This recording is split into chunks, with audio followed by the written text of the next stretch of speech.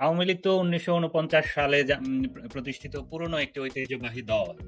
এই যে দল আওয়ামী লীগ কিন্তু এদেশের পাকিস্তান আমল থেকে শুরু করে পরবর্তী বাংলাদেশ স্বাধীন বাংলাদেশে বিভিন্ন গণতান্ত্রিক আন্দোলনে আওয়ামী লীগ সামনে থেকে নেতৃত্ব দিয়েছে। তো মানুষের একটা সমর্থন বরাবরই আওয়ামী লীগের উপরে ছিল।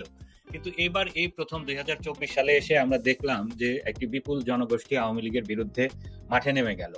তো এই যে এত বছর পরে, প্রতিষ্ঠার 75 বছর পরে এই প্রথমবারের মতো আওয়ামী লীগ এই যে একটা জনগণের মুখোমুখি হয়ে গেল। আওয়ামী লীগ কিন্তু সামরিক সরকারের বিরুদ্ধে লড়েছে, পাকিস্তানি শাসকদের বিরুদ্ধে লড়েছে, মুক্তিযুদ্ধে নেতৃত্ব দিয়েছে, কিন্তু জনগণের মুখোমুখি কখনো হতে হয়নি। এই পরিস্থিতি কেন তৈরি হলো?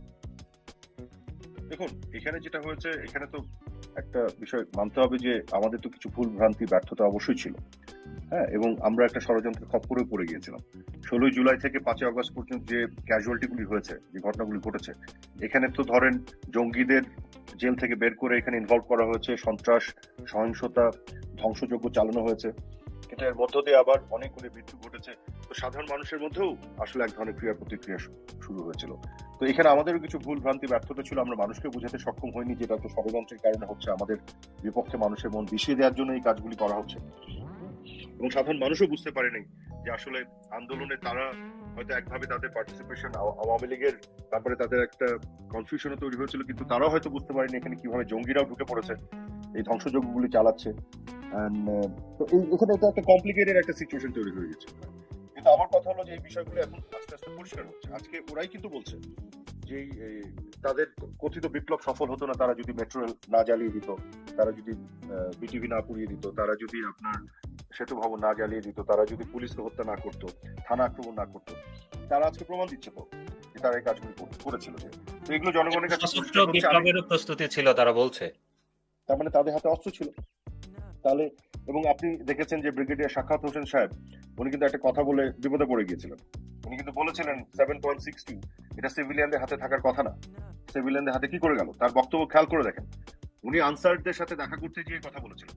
ওনার বক্তব্য কিন্তু স্পষ্ট আছে যে আনসাররা কিন্তু তারা তাদের জায়গায় ছিল, কিন্তু তাদের ওইখানে গেট পর্যন্ত যে আনসারদের দিকে গুলি করা হয়েছে 7.62 দিয়ে। তো এটা কারা করেছিল? ল এনফোর্সমেন্ট এজেন্সি বা আইন শৃঙ্খলা বাহিনীর উপর গুলি কারা করছিল? কারা তাদেরকে মেরেছে? ওই জঙ্গিরাই তো, ওই আন্দোলনের সাথে সম্পৃক্ত তৃতীয় পক্ষ যাদের কথা আমি বলতাম, সেই অংশটাই তো এই কাজটা করেছে। তো ব্রিগেডিয়ার সাক্ষাৎ সাহেবের কথায় তো এটা বেরোয় আসছে, পরিষ্কার হয়ে যাচ্ছে। এগুলো তদন্ত হলে আস্তে আস্তে সঠিক তথ্য যখন মানুষের সামনে পরিষ্কার হবে, তখন মানুষ সত্যটা বুঝতে পারবে। তারপরে আপনি দেখেন নির্বাচন হোক, মানুষ কাকে চায়, মানুষের উপরে ছেড়ে দিতে চাই আমি।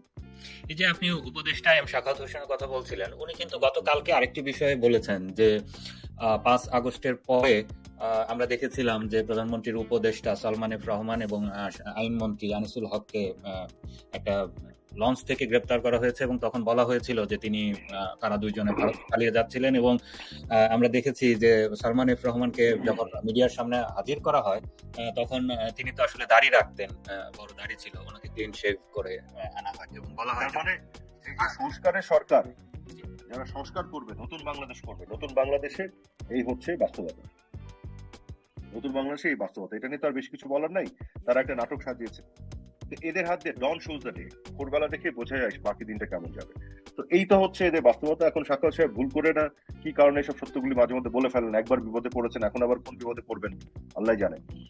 তো আরো সত্য বের হবে এরকম, যে এই তথ্য মন্ত্রণালয় অফিসে যে আগুনটা লাগলো, এগুলো কেন লেগেছে, কারা লাগেছে, কি কারণে পড়েছে, এগুলো